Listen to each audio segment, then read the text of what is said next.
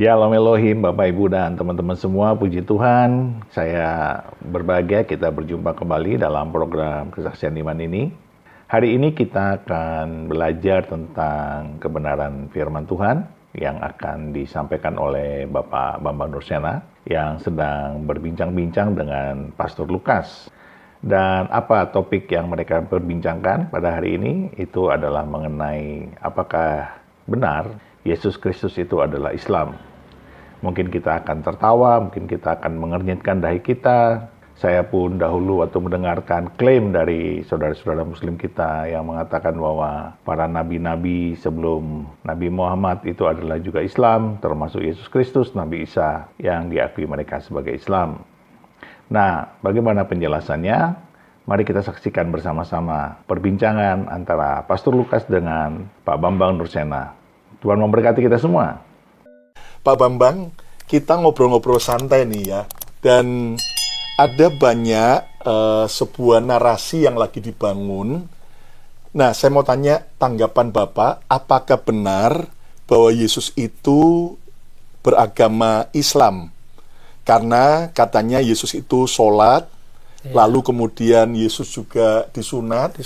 Yesus juga tidak makan babi, lalu juga Yesus itu bahkan matinya dikainkan kafan. Ya.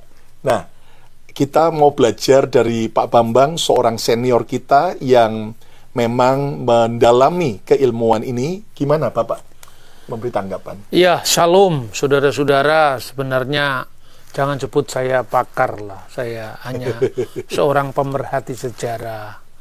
Tapi begini, saya memang belajar ilmu agama-agama, teologi religionum, yang itu intinya kita tidak bisa menilai agama seseorang itu dari perspektif kita. Sudut pandangnya berbeda. Jadi misalnya ketika dikatakan Yesus itu Muslim atau beragama Islam, ini sesungguhnya ada 3 hal yang dapat dikatakan konslet berpikir. Jadi secara metodologis itu keliru. Pertama, mengaburkan antara aspek normativitas dan historisitas agama. Kalau dikatakan Yesus itu Muslim, dalam pengertian dia tunduk berserah kepada Tuhan, itu kan sifatnya normatif. Sementara kalau agama Islam, itu kan sejarah. Munculnya abad ke-7 Masehi. Sementara Yesus hidup di abad pertama. Jadi itu tidak mungkin kan. Jadi misalnya segini, bukan sekedar Yesus, tapi nabi-nabi itu dianggap semuanya beragama Islam. Gampang saja, simpel. Apakah di zaman Abraham ada satu prasasti saja bahwa ada agama namanya Islam? Tidak ada. Padahal waktu itu undang-undang yang ditemukan sejaman dengan Abraham saja ada. Misalnya Lipit Estarkut. Sebelum Musa ada undang-undang Hammurabi. Tidak ada nama agama namanya Islam. Sementara kalau kita baca sejarah misalnya, eksistensi agama Hindu yang muncul misalnya 1000 tahun sebelum Masehi. Itu ada buktinya. Pada kuburan Darius Agung yang terkenal dalam Alkitab itu di Behistun di Iran. Itu ditemukan sebuah prasasti di kubur Darius Agung yang menyebut kata Hindu atau Hidu Saka Hauma Warga Saka, yang artinya kaum Saka di tanah Hindu dan kaum Saka di tanah rantau. Artinya ada agama Hindu itu kira-kira pada abad ke-5 sebelum Masehi. Ada agama Buddha misalnya. Pada prasasti Asoka yang dikeluarkan oleh seorang raja namanya Diwam Priyadarsin. Dikatakan 20 tahun dia telah dilantik jadi raja, lalu dia mengunjungi tempat di mana Siddhartha Gautama dilahirkan. Lalu di situ ada kata Buddha. Hida Bude Yate Sakyamuniti. Di sanalah Buddha Sang Sakyamuni dilahirkan. Jadi clear. Jadi ada pemikiran-pemikiran yang mengatakan bahwa Yesus itu agama Islam, itu mengaburkan antara historisitas dan aspek normativitas sejarah. Jadi ini kacau sekali. Yang kedua, mengukur agama orang lain dari ukurannya dia. Jadi pikirannya kalau di dalam Islam itu ada ungkapan misalnya, inna dina indalil Islam, agama di sisi Allah itu adalah agama Islam. Berarti nabi-nabi yang dianggap Islam tadi seharusnya menamakan agamanya Islam. Itu nggak cocok. Karena Yudaisme, nama Yudaisme sendiri itu muncul kira-kira abad ketiga sebelum Masehi. Pada masa dinasti Hasmonaim.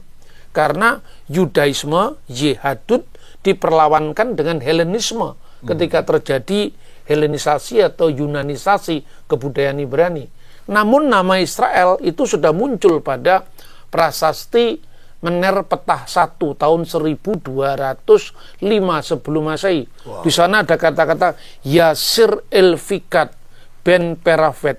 Israel sudah binasa, keturunannya tidak ada lagi, karena itu setelah Eksodus. Jadi itu klaimnya orang Mesir bahwa Israel sudah binasa karena sudah tidak ada lagi di tanah Mesir. Ini kan historis. Padahal mereka berjalan menuju ke tanah perjanjian. Tanah perjanjian, dan itu sudah kira-kira zaman Yosua. Karena zaman Musa kan jadi sebelum itu. Nah ini misalnya, atau mungkin malah pada zaman hakim-hakim. Jadi kembali ke soal Nabi Isa agamanya Islam atau Muslim.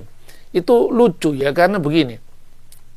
Ada seorang penafsir Quran, ini saya kira tidak akan menyinggung agama lain. Ya, saya cuma menunjukkan betapa kacaunya antara sejarah dengan norma-norma agama. Dia menulis tafsir, judulnya Tafsir Al-Qurtubi.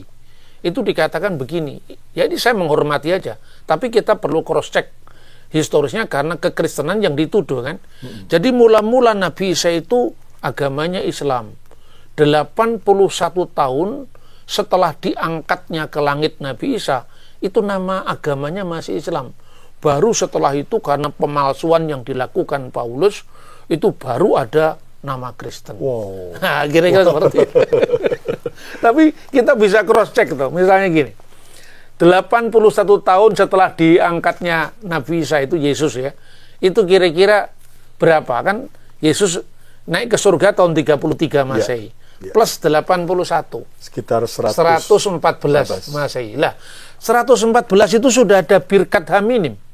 Birkat haminim itu adalah ketika orang Yahudi melakukan pertemuan atau semacam muktamar lah di kota Yamni atau Yapni dekat Tel Aviv. Itu kan sesama Yahudi itu saling menyalahkan. Ya, orang Yahudi itu ada orang Saduki, di mata Parisi keliru, orang Parisi di mata Saduki keliru. Lalu ada orang Eseni, ketambahan lagi satu, yaitu Kristen yang disebut Nosrim. Lalu para rabi Parisi ini mengadakan pertemuan yang mengutuk Saduki, mengutuk Eseni, dan mengutuk Nosrim atau Nasrani.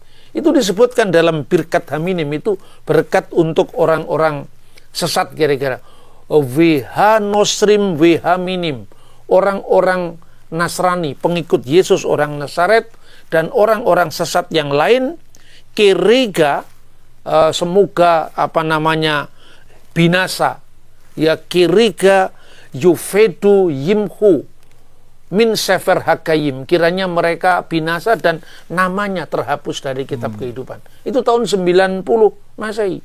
Lalu ada penulis misalnya Cornelius Tacitus, itu sejaman dengan Josephus.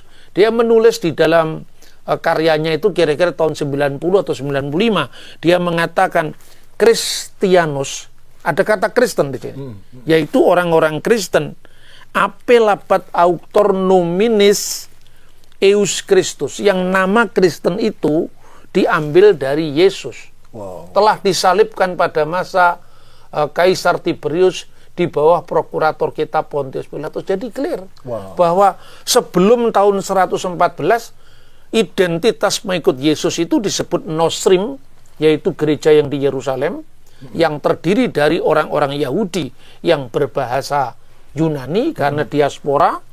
Ya, misalnya ada Lukas, ada Barnabas, ada Markus, tapi ada orang Ibrani, yaitu orang Yahudi yang berbahasa Aramaik dalam bahasa sehari-hari dan bahasa Ibrani ketika mereka ibadah, misalnya 12 rasul. Jadi jangan lagi ngomong kalau Yesus itu orang Yahudi, kenapa Injilnya bahasa Yunani, itu orang yang mainnya kurang jauh. Termasuk orang yang mengatakan bahwa apa ini tadi dikatakan Yesus sunat, Yesus tidak makan babi. Kita harus lihat kasus by kasus dulu. Yesus sunat umur 8 hari. Itu namanya Brit Milah. Kalau teman-teman Muslim sunat usia 12 tahun, itu bukan sunat yang menjadi perjanjian Abraham. Orang Mesir juga sunat. Orang Koptik itu sunat umur 3 hari.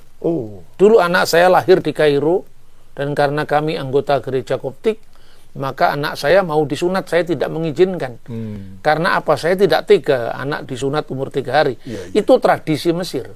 Jadi kalau sunat 3 hari, sunat 12 tahun itu bukan Abraham. Itu hanya tradisi. Yesus disunat usia 8 hari, jelas sekali. Sesuai Taurat itu. Lalu Yesus tidak makan babi. Pertanyaannya sekarang, mulai kapan imamat pasal 11 berlaku bagi orang bukan Yahudi? Yesus memang Yahudi, dia tidak makan babi. Petrus, Paulus tidak makan babi. Tapi makan babi atau tidak makan babi itu hanya berlaku bagi siapa, itu harus dijelaskan. Imamat pasal 11 itu kalau di dalam hukum Yahudi itu termasuk hukim. Hukum itu ketentuan khusus yang hanya berlaku bagi orang Yahudi. Selain ketentuan khusus yang berlaku bagi orang Yahudi, itu misalnya yang disebut edot. Edot itu hukum memorial, itu hanya berlaku bagi Yahudi. Jangan makan misalnya daging di sendi pangkal paha untuk memperingati Yakub, itu hanya berlaku Yahudi. Begitu juga makan babi. Itu hanya berlaku larangannya bagi orang Yahudi. Bagi non Yahudi tidak berlaku. Jadi ada tuduhan Paulus membebaskan orang-orang dari Taurat. Siapa yang dibebaskan Paulus? Karena sejak semula orang bukan Yahudi memang tidak disunat. Maka Paulus melarang menyunatkan Titus. Tapi Paulus menyunatkan Timotius karena Timotius adalah orang Yahudi. Ada pluralisme hukum. Bahkan Tuhan Yesus sendiri, dia mengajarkan bahwa yang menajiskan itu bukan yang masuk dari mulut ke dalam perut kita, bahkan di pondok jamban. Tapi yang menajiskan adalah yang dari hati kita. Dari hati kita. Jadi bagi kita artinya gini, hukum itu artinya bahwa selain hukum positif, itu ada hukum yang lebih tinggi, yaitu misalnya puasa yang ku kehendaki melepaskan tali-taliku, bukan berarti tidak puasa, tapi artinya hakikat puasa kita merasakan bagaimana orang yang tertindas, bagaimana orang yang lapar karena kita merasakan lapar. Begitu juga, kenapa kita menekankan hukum makanan yang hanya berlaku bagi Yahudi untuk orang bukan Yahudi?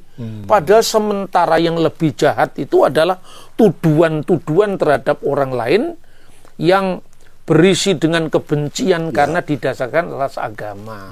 Maka yang lebih keluar itu lebih jahat ketimbang dari yang masuk.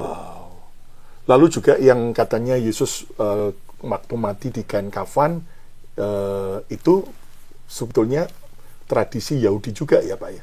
Tradisi Yahudi dan tradisi Kristen juga. Orang-orang Kristen di beberapa tempat di dunia selain Barat itu matinya juga dikafani. Sampai hari ini? Sampai hari ini. Okay. Tidak ada masalah. Itu kan hanya bedakan antara yang merupakan ketentuan hukum dan yang tradisi. Jadi orang sering salah, mati dikafani atau dimasukkan peti itu tradisi, itu bukan termasuk inti dari iman Kristen.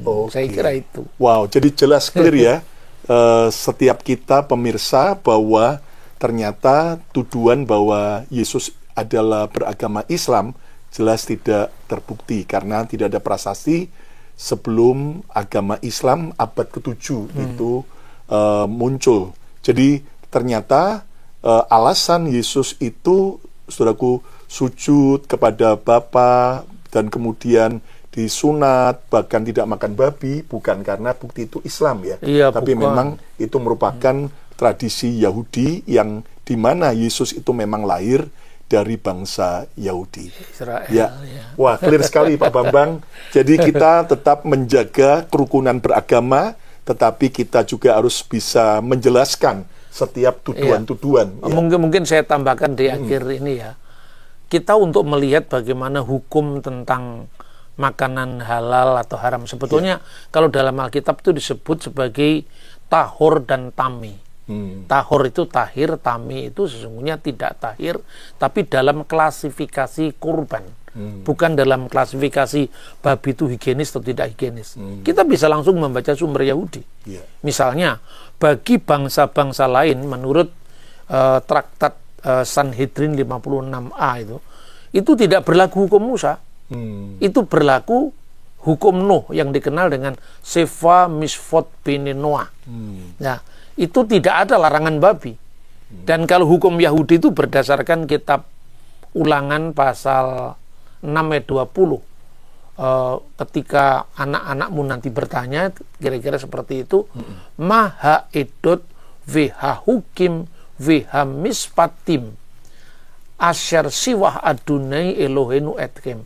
Nanti kalau anak-anakmu bertanya, peringatan apa, ketentuan apa, dan peraturan apa yang diberikan oleh Tuhan Allah kita kepadamu, maka jawablah. Ini menurut rabi-rabi Yahudi, ada 3 klasifikasi. Mispatim, hukum universal.